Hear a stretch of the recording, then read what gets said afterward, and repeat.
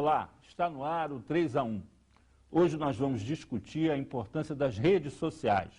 Participam dessa nossa conversa Hélio Basso, diretor de operações da Ideia SA, Luiz Léo, professor de mídias globais da PUC do Rio de Janeiro, e Arthur William, jornalista multimídia da TV Brasil. Antes nós vamos assistir uma reportagem sobre o tema. As redes sociais alcançaram uma escala global nos últimos anos. O Brasil, segundo um estudo da consultoria Nielsen, é um dos países com mais usuários em proporção ao número de internautas.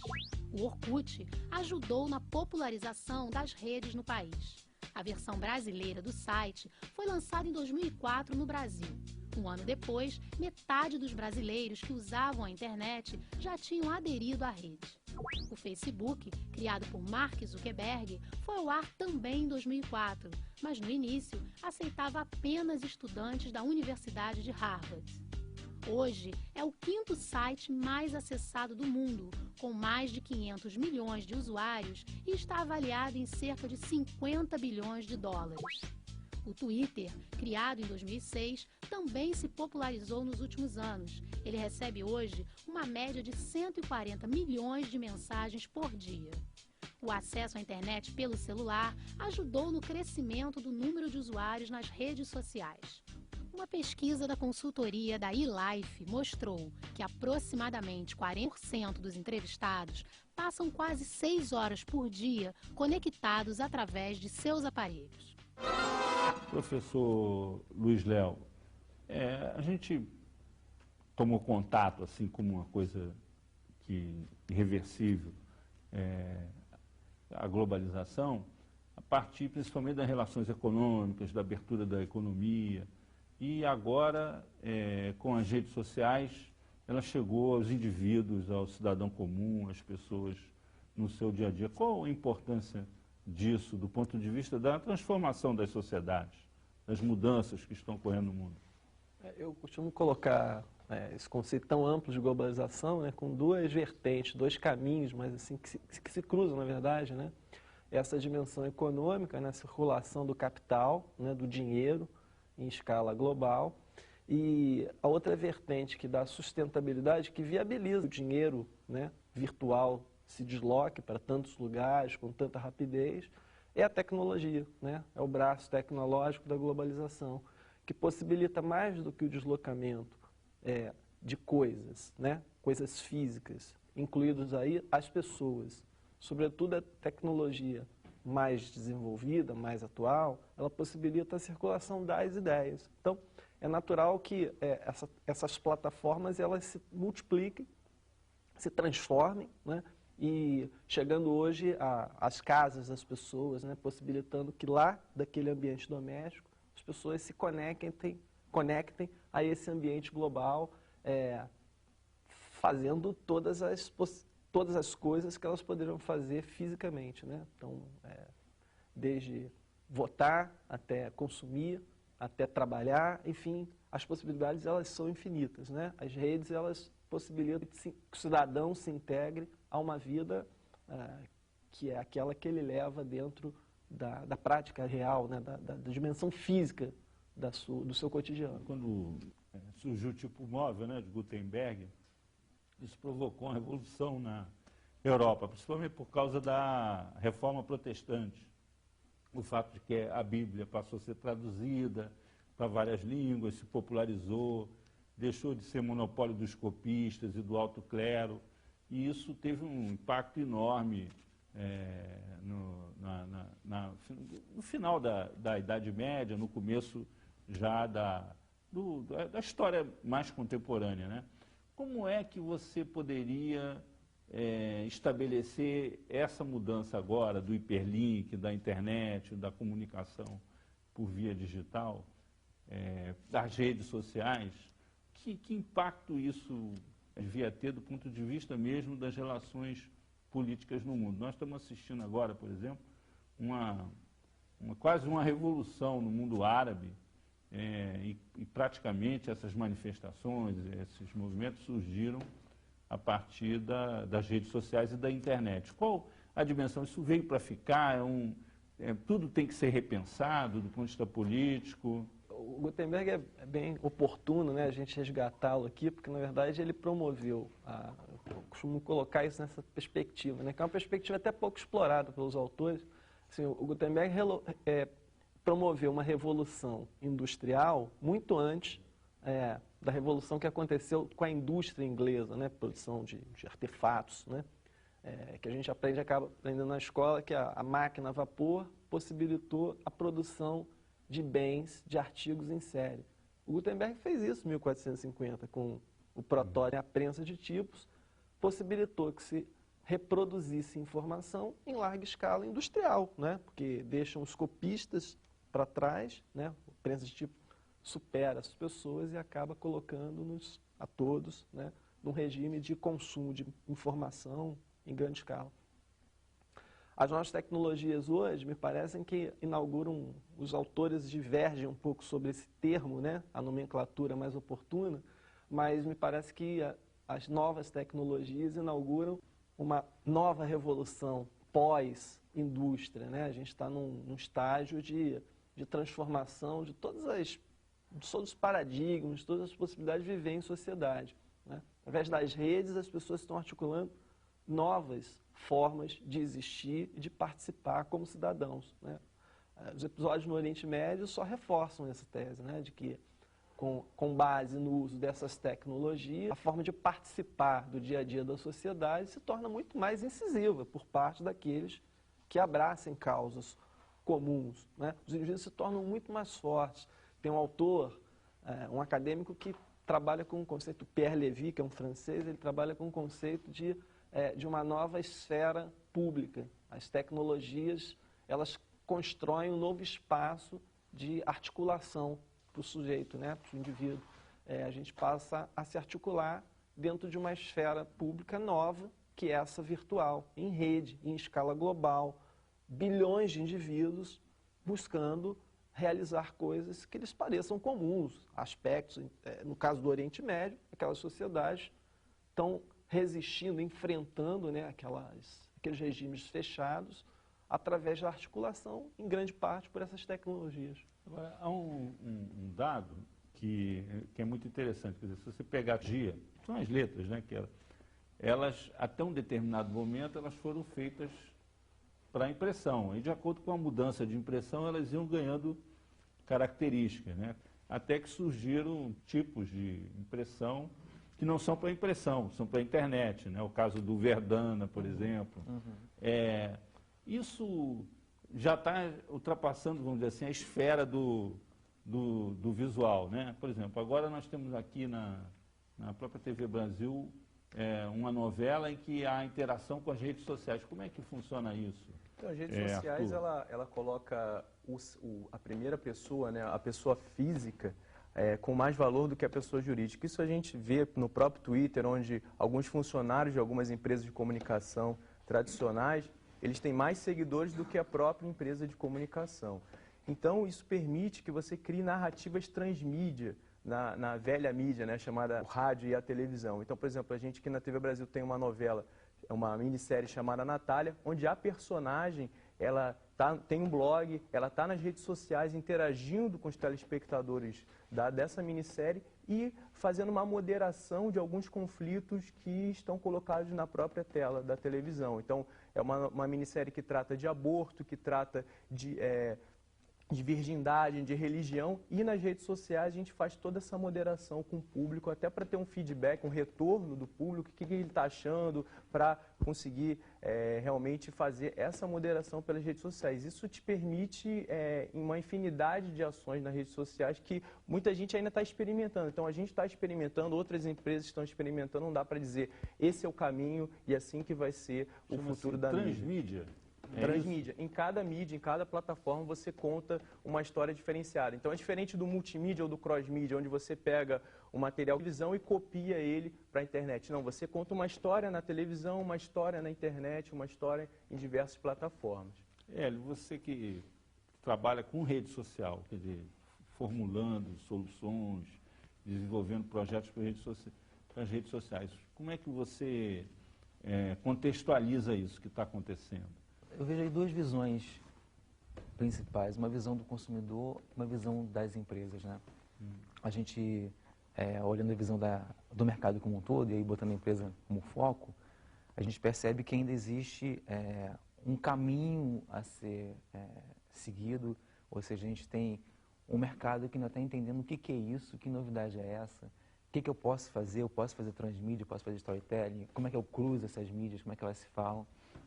Então, a gente está vivendo um momento de, focando o olhar da empresa, né, um momento de aprendizado, de fato, né, de entender como é que o cliente dela se relaciona, por que ele fala mal de mim, por que ele fala bem. Vamos tratar, então, de um case assim, recente. Agora, por exemplo, o metrô de São Paulo resolveu construir uma estação em Gianópolis, que é um bairro bacana ali, tradicional de Petrópolis. Aí resolveram se opor vamos dizer assim, pela agitação que uma estação do metrô provocaria no bairro. E houve uma mobilização a favor da estação, de um público diferenciado via... Principalmente Twitter, né? De Twitter e tal. Vamos supor que isso fosse, vamos dizer assim, que esse embate, que esse conflito fosse se expressar através da rede, como os outros se expressaram, porque a mobilização a favor foi feita pela rede, né? A contrária foi tradicional ali, provavelmente eles conversaram na missa, na igreja, no CAD, os moradores se organizaram da forma tradicional. E a empresa absolutamente omissa em relação a isso. O que teria que ter sido feito ali em termos de... O que a gente fala para as empresas, na verdade, falem bem ou falem mal, estão falando de você. Então, assim, ser omisso nesse processo é perder tempo de relacionamento. É se posicionar realmente em relação ao que você acredita como o seu DNA de marca, né? Seu posicionamento de mercado. O que a gente sempre vende para a empresa, olha, vá lá falar com o seu cliente, né? De uma forma humanizada, principalmente. Não vai se colocar como eu aqui no pedestal e você aqui embaixo falando comigo. A relação agora é pau a pau ali, é tete a tete. Eu estou no mesmo nível que você como consumidor, né? Se eu pequei, eu vou falar com você, olha, me desculpa, eu pequei aqui, eu vou resolver a sua questão. Se você tem um elogio para mim, ok, muito obrigado, vamos conversar.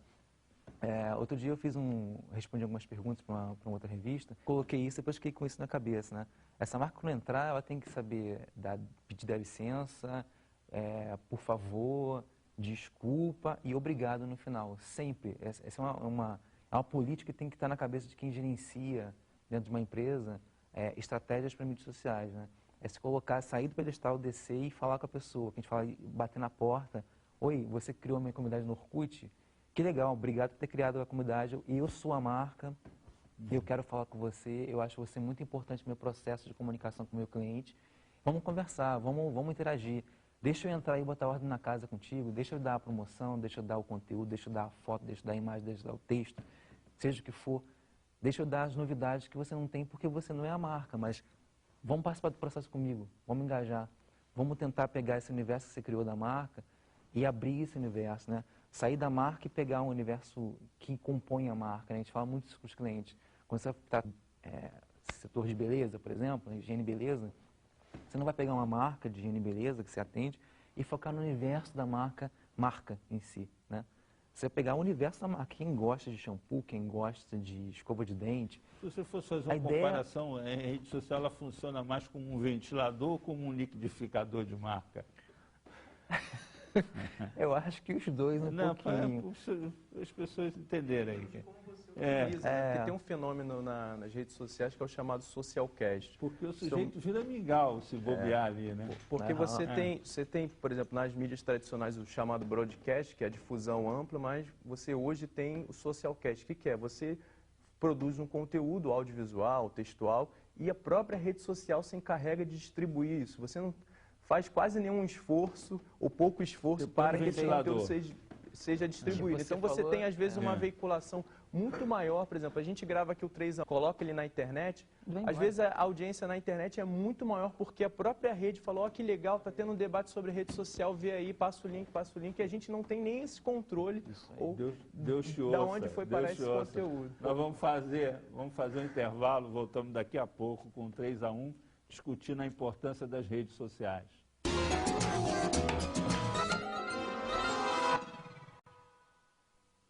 Estamos de volta com 3 a 1. Hoje nós discutimos a importância das redes sociais. Participam dessa nossa conversa Hélio Basso, diretor de operações da IDEA SA. Luiz Léo, professor de mídias globais da PUC do Rio de Janeiro. E Arthur William, jornalista multimídia da TV Brasil. Nós vamos iniciar esse bloco com uma pergunta de telespectador. Por que o uso de redes sociais cresceu tanto de uns tempos para cá?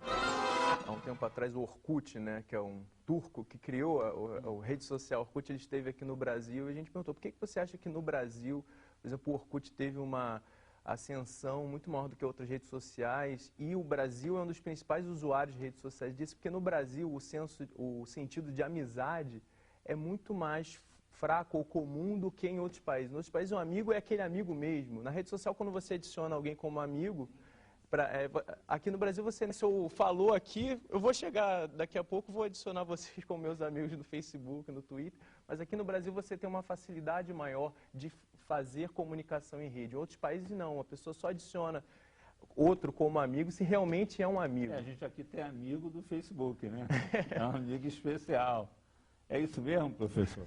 Eu acho que é nessa linha, sim. A gente tem um padrão cultural, talvez, né? Essa miscigenação da qual nós somos feitos, né? Somos produto, sociedade brasileira, favorece as redes, as relações em comunidade, né? O brasileiro está sempre buscando. E eu acho que o ingrediente aí também econômico, né? Sobretudo essa última década, de um fortalecimento da economia brasileira, da estrutura da nossa sociedade, o acesso maior das pessoas às tecnologias. Então, assim, é de A a Z, né, de todas as classes, as pessoas migram para esse universo, passam a usar mais efetivamente as redes. E eu acho saudável, né, sair do espaço de confinamento que o nosso corpo físico acaba nos impondo. Né? A gente tem limitações físicas que não podemos estar em todos os lugares, com todas as pessoas, que eventualmente a nossa ambição estimula, né, que nós sejamos. Então as redes, elas possibilitam, a tecnologia, né, digital possibilita que a gente vá além do nosso corpo físico, digamos assim. Isso é bem interessante, né? Eu vejo, na verdade, um processo inicial que é a questão da maturidade do nosso consumidor, de quem está na rede, em relação à própria rede, né? Tem pessoas que me acessam no Twitter, passam a ser seguidores, e eu pergunto, por que você é meu seguidor, né? Porque eu sou dono de agência com isso? Eu fico me indagando muito isso. Ou pessoas de amigos meus que começam a seguir eles, e eu fico, por que estão seguindo essas pessoas? Eu acho que tem um processo que vamos seguir todo mundo, porque a rede permite isso ser feito, então vamos começar a seguir todo mundo. E eu percebo aos poucos a maturidade vindo, que vamos seguir realmente quem me interessa, né? Vai havendo uma seleção natural. Acho que a gente vai aprendendo com o tempo. Quem aqui nunca fez uma seleção, uma limpada no Twitter, tipo, não vou seguir mais esse cara, não tem nada a ver comigo. Eu segui de impulso e é o que a gente faz muito com a empresa, né? Quem é o seu alfa, que a gente chama de alfa, né? Quem é aquela pessoa que naquela rede especificamente tem a ver com o seu objetivo. É importante falar isso. Acho que tanto para a empresa quanto para pessoas, a gente tem que sempre identificar quais são os seus objetivos na rede, né? O que você busca na rede? Que assunto te interessa? Eu, como profissional, me interesso por tal assunto, minha formação é essa, então eu quero ter informação sobre isso relevante. Eu não consigo em livro, eu não tenho contato com o profissional do livro que escreveu o livro. Como é que eu faço para chegar lá? Então, assim, não é sair seguindo todo mundo, né? É a gente ter objetivos e aí saber. Esses objetivos me indicam que eu tenho que usar tais redes, e nessas redes eu tenho tais estratégias. É que a gente fala para a empresa, por exemplo, não adianta twittar. Não é twittar. Não é curtir no Facebook. É o que você deseja como objetivo. O seu desejo é esse, o seu objetivo de marca é esse, o seu DNA da marca é esse, ok.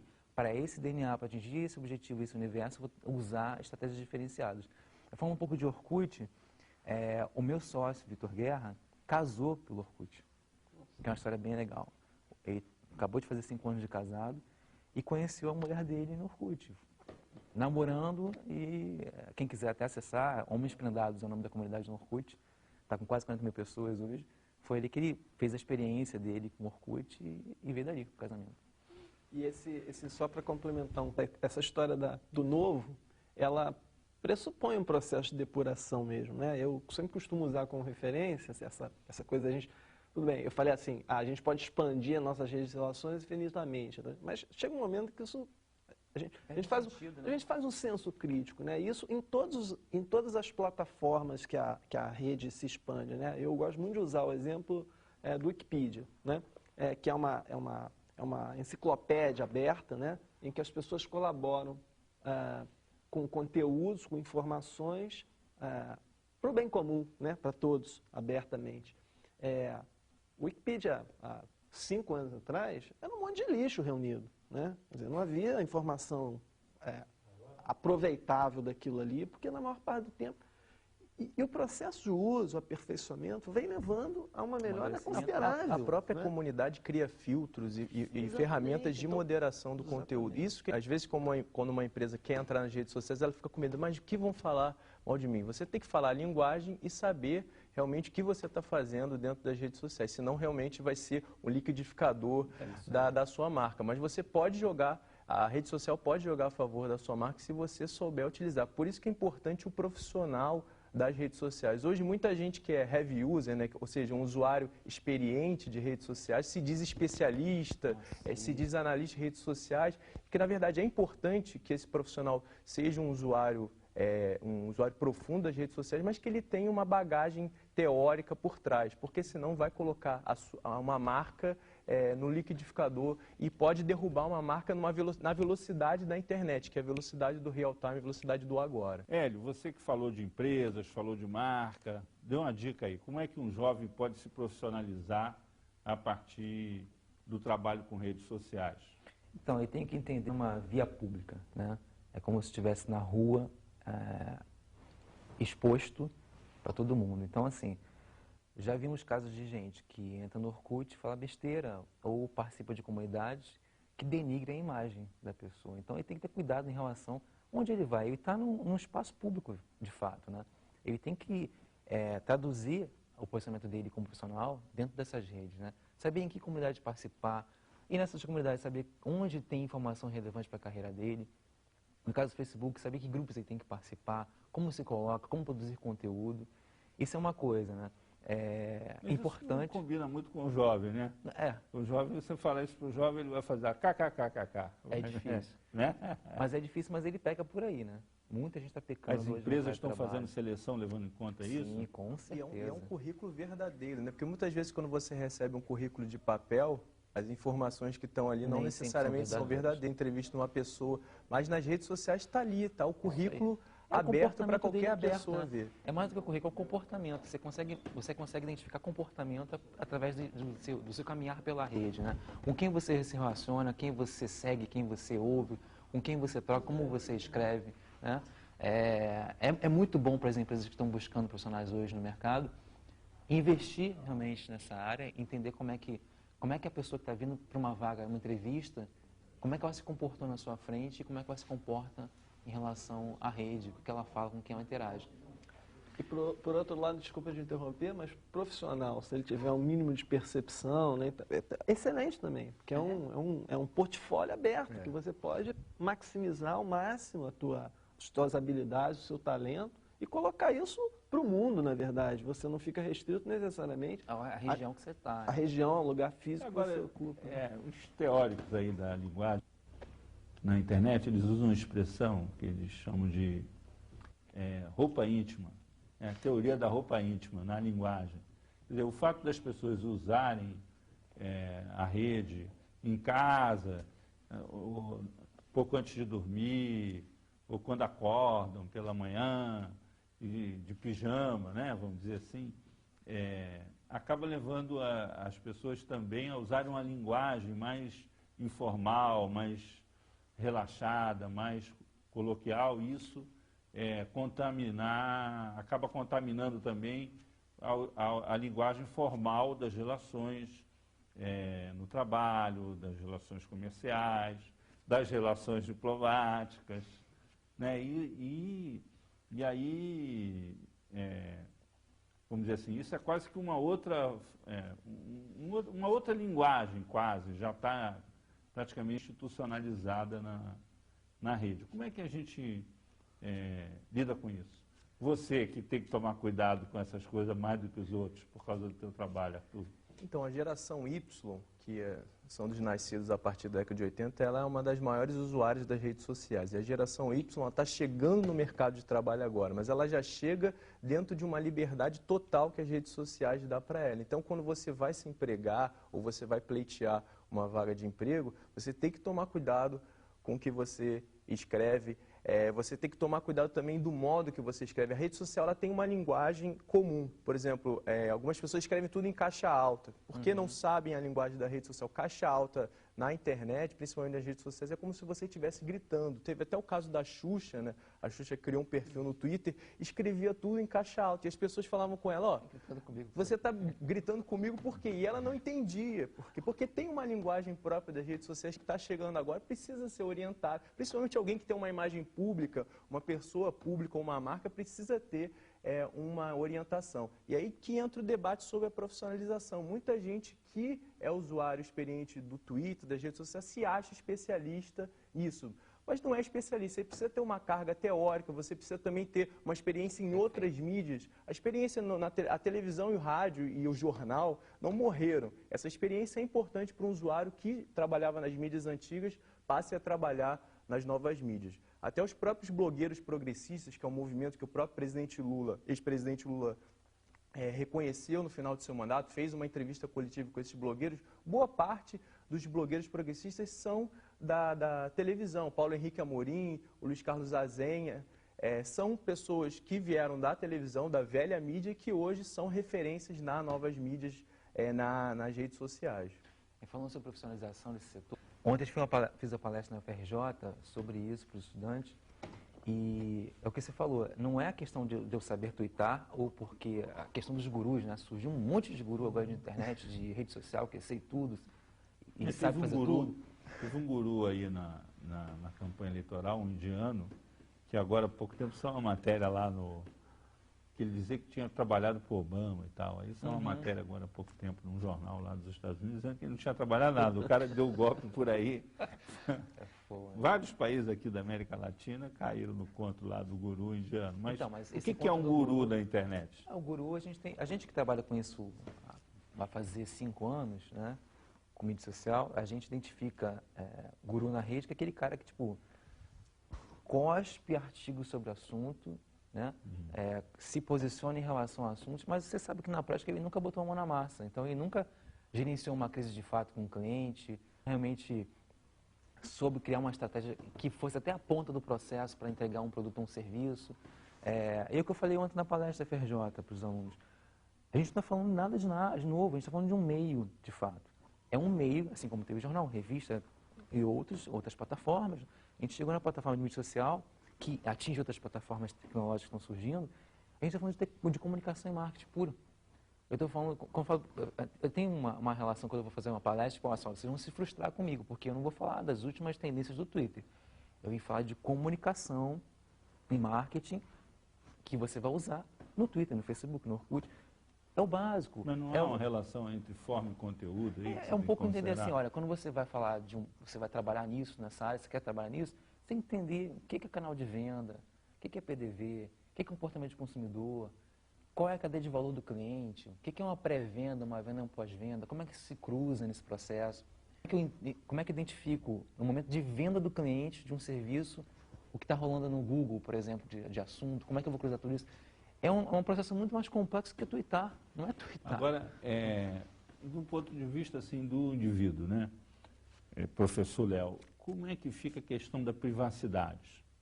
Porque, na verdade, as pessoas acabam fazendo um pouco de striptease na rede, né? Elas vão se desnudando ali, sua vida íntima, põem fotos. Como é que fotos íntimas, fotos de amigos, de parentes, de situações que elas estão vivendo? O nível de exposição é muito grande e é uma exposição que transborda os amigos de verdade, vamos dizer assim, naquele conceito de amigo com quem você tem uma relação realmente mais sólida. Como é que fica isso? Como é que fica o indivíduo na rede? Ele é um personagem ou é uma pessoa de carne e osso? De certa forma, esse parece ser um dos efeitos ruins do processo, né, que a gente vive submetido a um regime de hiperexposição permanente, né, porque o Hélio colocou agora há pouco, você está na rede, você está na via pública mesmo. De certa forma, você está colocado para o mundo. Então, policiar, zelar um pouco mais, se resguardar de determinadas tipos de aparições, né, de exposições. Esse tipo de consciência me parece que vem com o tempo, com o uso, né, de você se tornar, vamos dizer assim, não um usuário pesado da história, mas assim, você transitar nesse universo com um pouco mais de prudência, que é o que se exige no mundo real também. Você não atravessa a rua sem olhar para o lado, você não vai para a rua vestido de palhaço, enfim, um mínimo de recato, né, pelo menos assim, um mínimo nas redes é recomendado. Toda a cultura, agora ampliando mais, né, para além das novas mídias, toda a cultura midiática acaba trabalhando muito o conceito da superexposição, né? A gente vive uma sociedade da imagem, as tecnologias elas exploram muito esse fator, né? O elemento imagético, e alguns autores trabalham com o conceito de espetáculo, né? A gente vive um espetáculo permanente regido pelas mídias, todas elas, né? Isso não é diferente nas mídias sociais, né? A nova mídia também trabalha com o conceito de uma imagem que tem um valor agregado. O importante é que o usuário, o cidadão, o sujeito que faz uso dessas mídias tenha um mínimo de senso crítico, né? O famoso Simancol. Simancol, não dá para fazer tudo que a gente acha que faz na nossa intimidade. As outras pessoas não necessariamente estão interessadas em saber, muito embora já controverso, né? Porque o que há de busca inocência, pela bobagem, pela inutilidade, a gente acaba perdendo muito tempo nas redes com coisas que não são importantes. Poderíamos estar fazendo uso desse tempo, né, em rede, conectado, para produzir coisas melhores, nesse formato colaboracionista, né? A gente poderia estar usando com finalidades, digamos assim, mais nobres, né? Nós vamos fazer mais um intervalo, voltamos daqui a pouco com 3-1, discutindo a importância das redes sociais.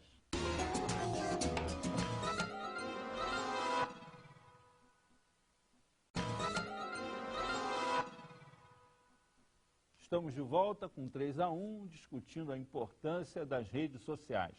Participou da nossa conversa Hélio Basso, diretor de operações da IDEA SA, Luiz Léo, professor de mídias globais da PUC do Rio de Janeiro, e Arthur William, jornalista multimídia da TV Brasil.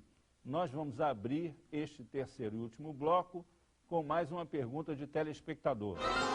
Existe algum órgão federal que controle as redes sociais? Esse formato de controle, ele existe, ele é muito frágil, na verdade, mas ele é nacional, né? A gente tem um sistema de controle nacional para alguma coisa que é global, né? Que não tem fronteiras, né? A internet está além dos limites regionais de um país. Parece que esses são posturas, são pensamentos assim que não aplicam nesse ambiente. Quer dizer, é claro que há que se ter, né, no uso algum tipo de disciplina, não pode valer tudo, né? Quer dizer, a liberdade de um vai até onde começa a do outro. Essa regra é uma regra universal que vale em qualquer lugar. Por exemplo, essa questão da pedofilia, quer dizer, começa a haver uma ação sistemática, planejada, com gente qualificada, da Polícia Federal principalmente, no sentido de combater a pedofilia nas redes sociais. Você acha que esse tipo de intervenção do Estado, né, na rede social, ela precisa ser mais ampla ou ela tem que ser definida a partir de casos como, por exemplo, o da pedofilia? É um crime, né, tipificado no nosso Código Penal, que tem aplicabilidade. Quer dizer, o crime ele vai existir em qualquer que seja o ambiente onde ele seja praticado. Quer dizer, se esse crime está acontecendo na rede, cabe ao Estado se instrumentalizar para tentar limitar esse tipo de ocorrência, porque, evidentemente, a pedofilia existe fora da rede e possivelmente continuará a existir, né? Os crimes, infelizmente, eles são parte do cotidiano da sociedade, mas o Estado, sim, tem que se instrumentalizar para tentar limitar isso dentro do ambiente da rede, porque é um ambiente de disseminação dessas ideias muito mais fluido, né? Quer dizer, não se tem o mesmo tipo de controle que você tem no espaço físico, né? É um ambiente aberto, com a capacidade de multiplicar esses episódios, lamentavelmente, né? É numa escala muito maior, e é claro que o Estado, nesse aspecto, tem que a apologia de crimes, enfim. Existe anonimato na rede? Existe. Para efeito vamos dizer assim, de uma investigação policial e tal? Não é possível? Não, a rede trabalha com um conceito muito aberto, mas assim, é claro que se houver investigação de forma séria, de forma competente, os rastros eles vão ficando, né? Tem um elemento na rede que se chama IP, o endereço, o protocolo de acesso, de circulação. Né? Então, o sujeito que usa a internet, ele vai deixando esses rastros. A não ser que ele seja um hacker, um especialista em limpar o rastro. Em se esconder, digamos assim, mas na maior parte dos usuários, sobretudo esses que praticam pedofilia em rede, não são desse tipo de usuário. Então, vai deixando rastro. E aí o Estado monitora, capacita os seus agentes para operar dentro do ambiente de rede e limitar o acesso dessas ocorrências. Né? Então, quer dizer, anonimato existe. Né? É possível você criar mecanismos de se camuflar dentro do ambiente de rede, mas não deixar rastro, quer dizer, um anonimato absoluto, não é possível, porque existem sempre evidências de onde o sujeito passou e tentar limitar o acesso para que isso não ocorra sistematicamente. Né? Agora, é muito comum, né, a fraude na internet, o estelionato, as pessoas fazerem propostas mirabolantes para invadir a conta bancária de outras pessoas. E isso também acontece nas redes. Como é que é essa questão da fraude, do estelionato, quer dizer, de utilizar de maneira esperta, enganar as pessoas para obter vantagens materiais na rede? Como é que é essa coisa, principalmente para quem lida com comércio, com vendas nessa área? Todo início de trabalho a gente identifica para o cliente quem são os alvos, aqueles que realmente têm o poder de atrair audiência sobre um assunto que me interessa para aquela marca. E a gente tem essas pessoas desse universo. E se começa um trabalho. O que a gente percebe muito, e tem percebido mais ainda agora, é que existe momentos de informação e contra-informação, né? Falando aí de business intelligence. A gente percebe claramente que tem momentos que outras marcas, por exemplo, atacam a marca gerenciada.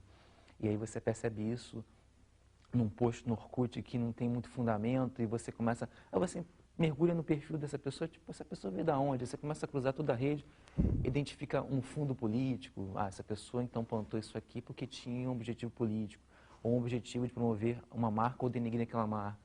É um trabalho bem interessante e que tem cada vez mais... Então, a guerra suja. Isso, existe também. Existe. A gente tem clientes que têm problemas com isso. Ou que chegam a gente com problemas assim. O boato é como um travesseiro de penas, né? Você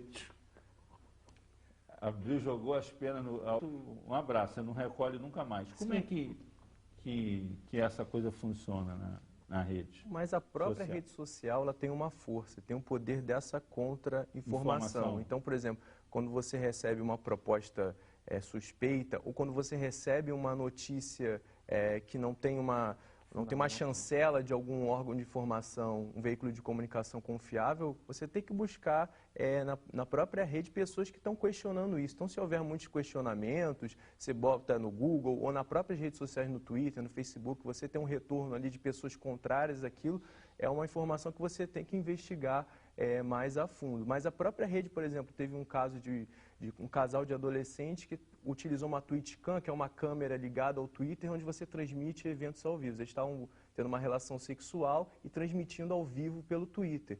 Próprios usuários do Twitter fizeram a denúncia disso para acabar com aquele ato de pilia, né, de transmissão de um ato sexual de adolescentes pela rede. Então, a rede ela tem essa força de coibir esse tipo de iniciativa negativa.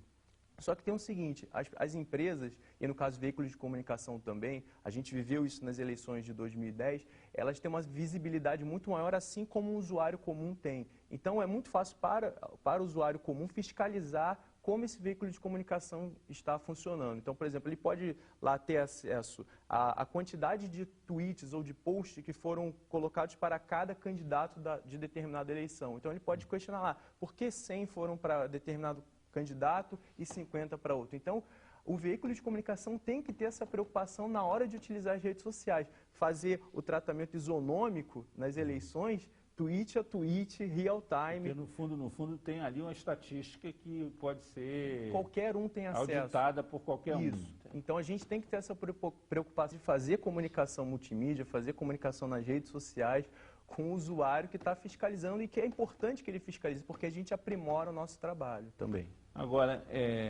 voltando a isso, eu, por exemplo, não tive paciência para o Twitter na eleição, porque era um bombardeio, uma guerra de informações e contra-informações. Uma coisa, o Facebook já é uma coisa mais discursiva, assim, já não tem a mesma dinâmica do Twitter. Isso veio aparentemente para ficar, né? Não tem reversão. Pode ser que surja uma outra coisa mais revolucionária e tal. Fala isso para o cliente às vezes não acredita, né? Mas não é moda, isso não é modismo, isso é comportamento. É comportamento da nova geração. A geração do meu filho, eu estava discutindo isso antes de entrar, né? A geração do meu filho tem 6 anos, ele não vai comprar o jornal como a gente, na nossa geração, comprava, ia à banca, conhecia o jornaleiro no domingo. É outra geração, né? Ele não vai comprar como a gente comprou a máquina fotográfica com filme. É outro tipo de consumo, né? A forma de você lidar na ponta com esse tipo de consumidor é diferente. Então, os veículos de comunicação, todo mundo aí, eu coloco não só comunicação, mas todo mundo tem que pensar de forma diferente, né? Como a gente falou, profissional de comunicação que quer atuar na área digital, eu boto isso para todo mundo, não é só comunicação não, é para todo mundo. Todo mundo vai ter que entender como é que o digital funciona e como é que seus modelos de negócio vão ter que mudar a partir disso. Que eu acho que é muito relevante, que é o seguinte: o monopólio da notícia, antigamente era dos aquários, quer dizer, era da cúpula das redações que diziam o que era notícia e o que não era, porque a notícia tinha que sair no jornal. Se não saísse no jornal, não valia, né? Até que ponto as redes sociais acabaram com isso? Quer dizer, hoje a notícia ela deixou de ser monopólio do profissional de comunicação, dos grandes meios de comunicação, quer dizer, o cidadão ganhou meios próprios de se comunicar.